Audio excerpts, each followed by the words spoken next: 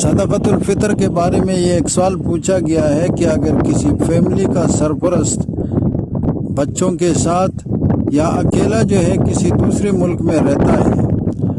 اور وہ چاہتا ہے کہ اپنا اور اپنے فیملی کا صدقۃ الفطر پاکستان میں ادا کرے، یہاں کے غریبوں کو دیا جائے، تو کیا یہاں پاکستان کی قیمت کا اعتبار کیا جائے گا؟ یہاں کی قیمت کے اعتبار سے جتنا سرسایہ بنتا ہے اتنا ادا کیا جائے گا، یا جس ملک میں وہ رہتا ہے اس ملک کی قیمت کا اعتبار کیا جائے گا اور وہاں کی قیمت کے اعتبار سے سرسائے کا جتنا پیسہ بنتا ہے وہ پیسہ جو ہے پاکستان میں ادا کیا جائے گا؟ اس بارے میں دونوں روایتیں موجود ہیں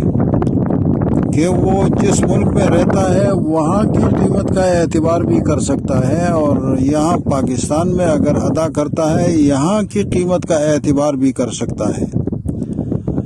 دونوں روایتوں کی تصحیح موجود ہے، لیکن اس میں زیادہ بہتر اور زیادہ راجح قول کون سا ہے؟ زیادہ بہتر تو یہ ہے کہ جو فقراء کے لیے زیادہ نفع مند ہو، یعنی